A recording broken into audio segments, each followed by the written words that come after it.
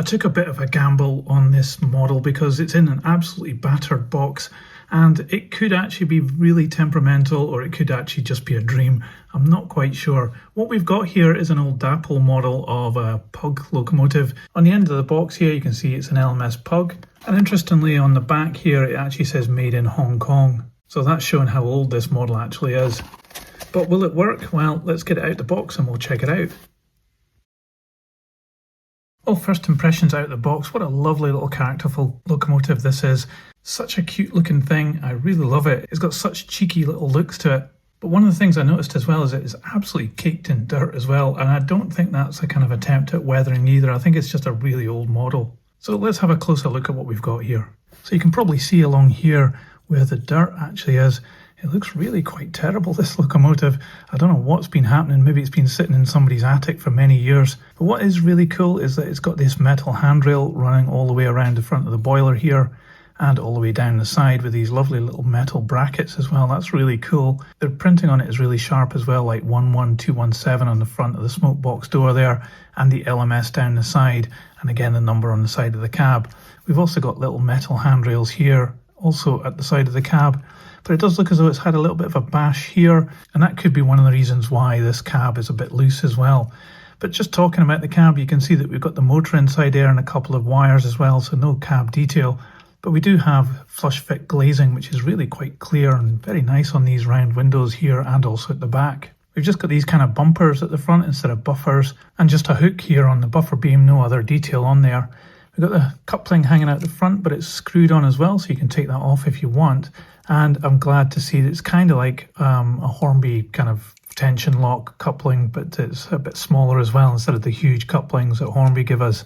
I do like the amount of detail on the smoke box door there, but it is just moulded into the main moulding, but there is a lot of nice rivet detail on brackets, so that's pretty cool. And just looking down the side, we've got a shed plate here on this little box, and you can see the rivet detail on the side of the boiler, the handrail that I've mentioned already going along here, and there's even some more details underneath here of the springs and stuff on just underneath the boiler, which is pretty cool. That's there. There's not much detail on the back here. We've got a little lamp bracket there and one on each side down here, but no lamps on them. And this one is missing the hook on the buffer beam as well. I think it's just fallen off or something, but there's nothing in the box, unfortunately.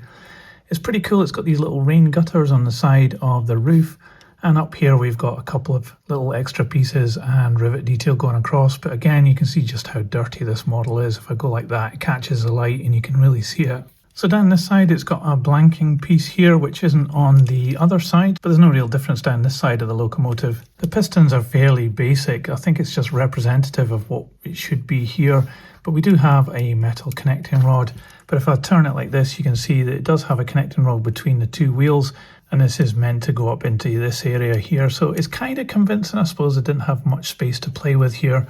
But I do actually like they've got the sanding box here with a little bit here. The wheels have got plastic inserts and metal rims. And it looks like we have drive just to this axle here. And therefore it'll be transmitted to the front with the connecting rod. There's a screw there to take it apart.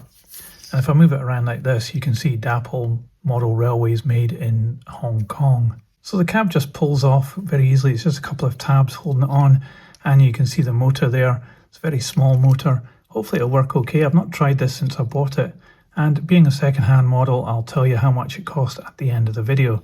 Let me see if I can get this back on. Hopefully it just clips on like that. That's pretty cool. So it's easy to take this model apart if you need to, but I'm not holding out much hopes that it's going to run that good. So let's put it on the test track and we'll see how it goes. Okay, as normal, this is just some old Hornby set track, and I'm using my H&M controller on 12 volts DC to give it some power, so let's see what happens.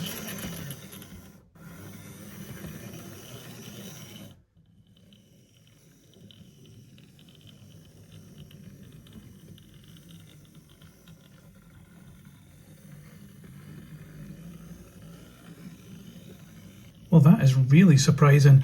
At the start there, it just kind of lurched into life and started going. But once it did, it was fantastic, and it actually crawls along really slow as well. I completely didn't expect that from this model. I thought it would be terrible, but it's actually really, really good. And I haven't even cleaned any of it either, so I'm just blown away how good that is. But it is a very small model, so let's put this on the scales and we'll see how much it weighs. So this model comes in at just 102 grams. So Dapol's little Pug Locomotive, well, I'm actually going to give this a 5-star rating because I think it's absolutely brilliant. There's a great level of detail on here. I love the little handrails going around the boiler, and I also like the handrails on the side of the cab. Obviously there's no interior detail, which is a bit of a letdown, but I'm probably asking too much of this tiny locomotive from this era to also have an interior. Maybe a couple of figures in there would disguise the fact it is a motor, and I'm sure you could probably squeeze in a driver and fireman figure. The mechanism really surprised. It just ran perfectly, pretty much first time straight out the box, even though this is a really dirty model. This one in particular, I don't know how it's managed to get this dirty, but you know, it could have been in an attic or a shed for most of its life. But if it has, and it still runs as good as this, that just adds to what I think is an absolutely fantastic model. So I can't really fault this. I had some bad thoughts about it when I was taking it out of the box. I thought it would be rubbish, but it's absolutely surprised me and blown me away. It's got so much lovely character and it works really good too. So it's a big thumbs up from me. But what do you think about Dapol's little Pug Locomotive? Let me know in the comments below. And I did mention that I would tell you how much this cost.